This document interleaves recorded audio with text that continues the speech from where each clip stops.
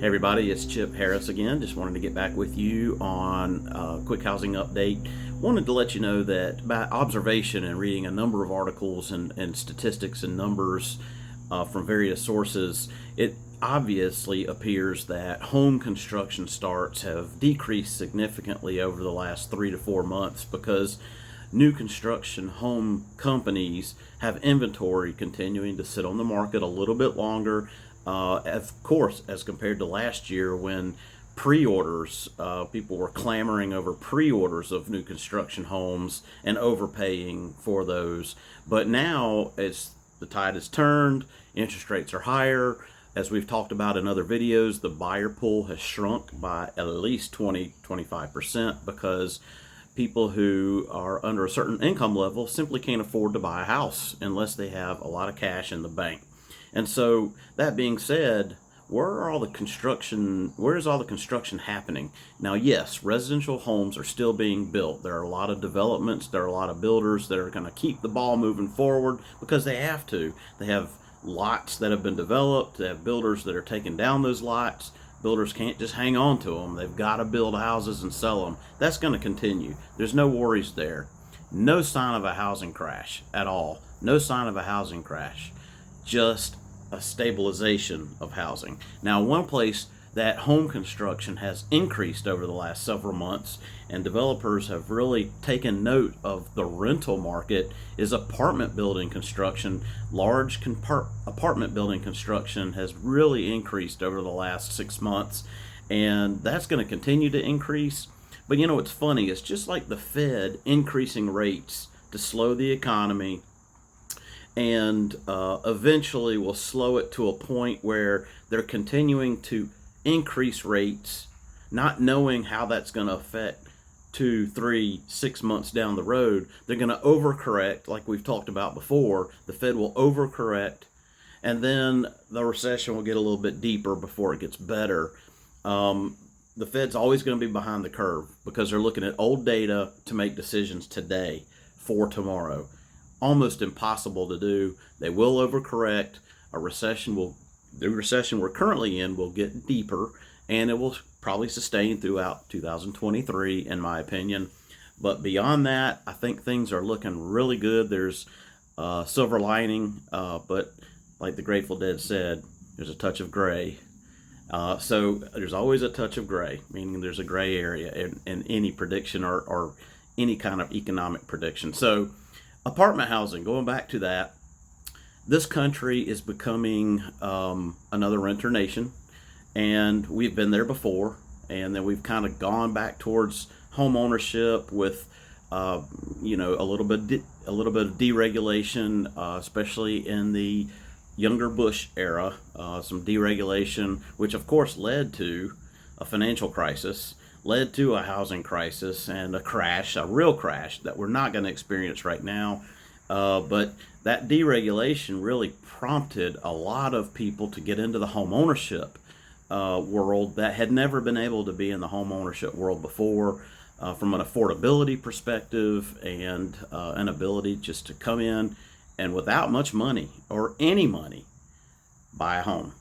Those days are over and have been for some time. However, I think things are still going to progress away from home ownership towards renting. And so our nation will become a have home and have not home nation. That doesn't mean anything really. I'll tell you, there are people today, the generation of tomorrow and of today has changed from the generation of my generation, or certainly my parents' generation, where home ownership meant almost everything. It meant ability to wealth build. It meant a status symbol. Today, I'll tell you, people are not feeling that way, and it's good.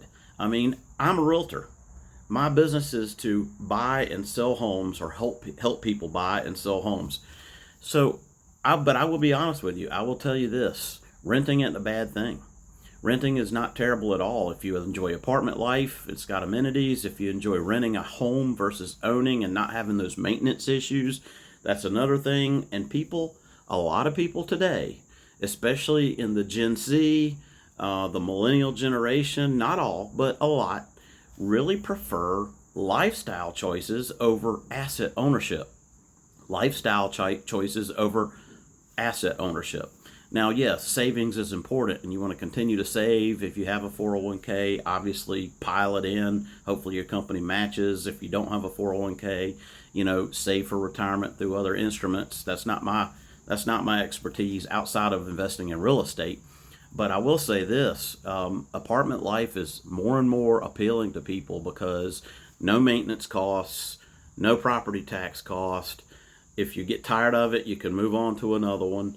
If you need to upgrade, you don't have to go and sell something and then go buy something. You just let your lease expire and then find a larger apartment or home to rent. In addition, it frees up time. Many cases, obviously, with apartment renting or townhome renting, condos, you don't have to do the yard. There's no yard work. There's no maintenance. There's nothing to do around the house other than spruce up, and clean interiorly. If you're a person that likes to clean interiorly, a lot of people don't, and I've seen a lot of houses. So all that being said is people are looking to travel. They're looking to spend their money on travel. They're looking to spend their money on a car. They're looking to spend their money on experiences, not only with their family, but even by themselves. So many people are traveling alone or maybe with a partner, but they're looking to spend money in different ways, and the important things in life are changing for a number of people in America. And so to that end, if you're not a homeowner right now, don't fret. If you want to become a homeowner, work towards those steps of becoming a homeowner and affordability, savings. However, if you're not and you're enjoying the renter nation that we are becoming, I think you're a step ahead of the curve, because this nation is going to become a renter nation, and a people of have homes, or I should say have houses, or not have houses.